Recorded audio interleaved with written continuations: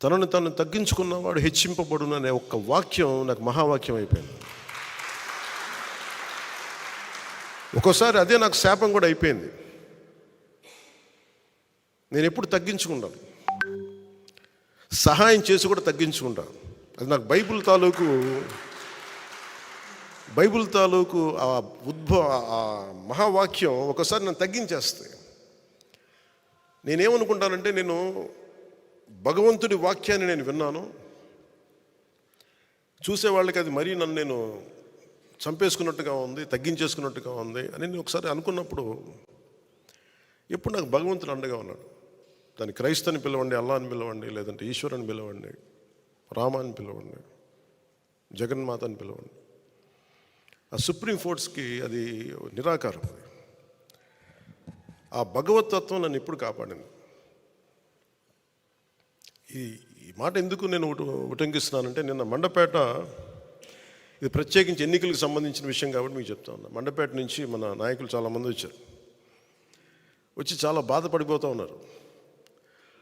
మనం పొత్తులో ఉండి మన చంద్రబాబు గారు ఇట్లా అనౌన్స్ చేశారు, మండపేట సీటు మనకి చెప్పాలి కదా అది అంటే, ఖచ్చితంగా అది సరైన విధానంలో చెప్పలేదు. ఖచ్చితంగా అంత మీకు ఏకీపిస్తున్నాను. చాలా ఇబ్బంది పడ్డారు అందరూ. మనకి మండపేట లాంటి నియోజకవర్గంలో పోయినసారే ఒక 18% ఓటు ఉంది. అది ఈ రోజున చాలా బలమైన అబౌవ్ 23, 28 ఎగ్జాక్ట్ చెప్పండి 28, దాదాపు 26 నుంచి 27, ఒక 10% పెరిగింది పోయిన దానికి ఈసారికి. నేనేం చెప్పానంటే వాళ్ళందరికీ, నేను కేవలం ఒక నియోజకవర్గాన్ని దృష్టిలో పెట్టుకొని మాట్లాడితే నేను నియోజకవర్గపు సంబంధించిన నాయకుడిని అవుతాను. నేను బర్డ్ ఐ వ్యూ అంటే అది విహంగ వీక్షణ ఉంటుందా, లేదంటే బర్డ్ ఐ వ్యూ. ఆ బర్డ్ ఐ వ్యూ నుంచి చూస్తే తప్ప నేను రాష్ట్రాన్ని సంపూర్ణంగా చూడాలి. దాంట్లో భాగంగా ఒకసారి కొన్నిపాటి ఏరియాలో ఇబ్బంది కలగచ్చేమో, పొత్తు ధర్మం ప్రకారం అలా అనౌన్స్ చేయకుండా ఉండాల్సింది. నేను దానికి క్షమాపణలు చెప్తున్నాను. ఖచ్చితంగా నెక్స్ట్ మీటింగ్లో దాని మీద వివరణ ఇచ్చి దాన్ని ఎలా సరిదిద్దుతాం అని ఒక మాట ఇచ్చి పంపించాను. అలాగే వాళ్ళు అన్నది కూడా ఏంటంటే, మన నాయకులు కూడా ఇప్పటికీ 2 సీట్లు అనౌన్స్ చేశారు, మరి ఇది పొత్తు ధర్మమేనా నన్ను అడిగితే అట్లా కొన్ని ప్రత్యేక పరిస్థితులు ఉంటాయి, వాళ్ళు కూడా మనం అర్థం చేసుకోవాలి కదా. 4 దశాబ్దాలు సుదీర్ఘ అనుభవం వ్యక్తులు, ఒంటరిగా వాళ్ళ సొంత పార్టీ నడిపిన వ్యక్తులు. ఒక్కోసారి ఎట్లా ఉంటుందంటే, పొత్తు ఆ సైజు వ్యక్తులకి ఒక ఇరుకు చొక్క అత్తారింటికి దారేదులో చెప్తూ ఉంటాం. ఒక బలమైన వ్యక్తికి సరిపోయిన కోటేస్తే కొంచెం ఇరుగ్గా ఉంటుంది కదా, టైట్గా ఉంటుంది. అలాగే ఒకసారి పొత్తు ఆ స్థాయి నాయకులకి చాలా ఇబ్బందిగా ఉంటుంది ఒక్కోసారి. కానీ వాస్తవాలు వేరుంటాయి, క్షేత్రస్థాయి పరిస్థితులు వేరుగా ఉంటాయి. అందుకని ఒక్కోసారి అనుభవం ఒకసారి గబుక్కుని ఒక మాట అన్నిస్తుంది. లోకేష్ గారు ఆ రోజు మా నాన్నగారు ముఖ్యమంత్రి ఎన్ని అన్నా కానీ, ఇవన్నీ నేను ఎందుకు దాన్ని పెద్ద మనసుతో వదిలేస్తానంటే,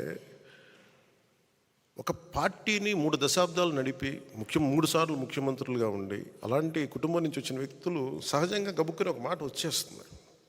దాన్ని రాష్ట్ర ప్రయోజనాలను దృష్టిలో పెట్టుకొని జగన్ అనే వ్యక్తి ఇంకొకసారి వస్తే రాష్ట్రం అధోగతికి పాలవుతుంది అన్న ఒక్క ఆలోచన నన్ను చాలాసార్లు రెస్పాండ్ కానివ్వకుండా చేస్తుంది. వాళ్ళు అలా మాట్లాడారు కదా, మీరు ఇలా మాట్లాడచ్చు కదా అంటే, అదే కదా తేడా అని చెప్తాను నేను.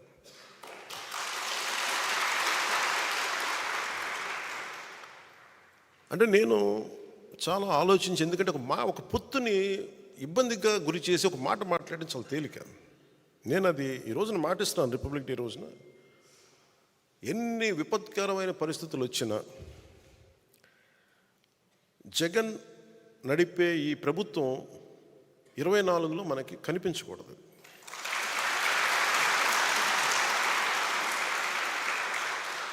నాకు వ్యక్తిగతంగా జగన్ గారి మీద కక్ష లేదు, నాకు వైఎస్ జగన్ గారి మీద.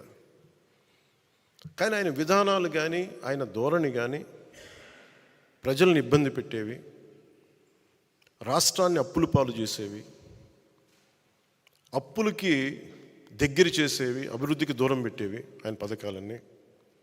శాంతి భద్రతల్ని పరిస్థితుల్ని అసలు చేతుల్లో లేకుండా విపరీతమైన శాంతి భద్రతల సమస్యని సృష్టించిన వ్యక్తి. ప్రజాస్వామ్యంలో ఎవరికైనా ఒక తప్పు జరిగితే నా అభిప్రాయం చెప్పుకునే హక్కు ఉంటుంది. అసలు నువ్వు అభిప్రాయమే చెప్పకూడదంటే అది భగవంతుడిచ్చిన హ్యూమన్ రైట్, అది నా హక్కు, అది నా వాక్. నిన్న పాస్టర్ సోదరులు కూడా వచ్చి మాట్లాడుతూ ఉంటే ఏదో మాట్లాడారు, గతంలో మీరు ఈ మాట అన్నారు, మమ్మల్ని ఇబ్బంది కలిగించింది మా వాళ్ళకంటే, మీరు ఖచ్చితంగా ఇంత ప్రేమతో వచ్చారు, మీరు నన్ను తిట్టాలనుకుంటే సంపూర్ణంగా తిట్టని నేను భరిస్తానని చెప్పాను. నాయకుడి ముఖ్య లక్షణం తిట్లు భరించడం కూడా. కేవలం మెచ్చుకోవడాలు ప్రైజెసే కాకుండా ఒక నాయకుడి తాలూకు కీలకమైన లక్షణం తిట్లు తినటం, విమర్శ తీసుకోవడం కూడా అవసరం అవ్వాలి. అలాంటిది ఒక ముఖ్యమంత్రికి ఏ స్థాయిలో ఉండాలి. నువ్వు ఎవరు పడకూడదు, ఎవరు ఎదురు తిరగకూడదు అనుకుంటే ఇది రాజరికం కాదు జగన్, ఇది ప్రజాస్వామ్యం, ఇది జగన్ స్వామ్యం కాదు ఇది.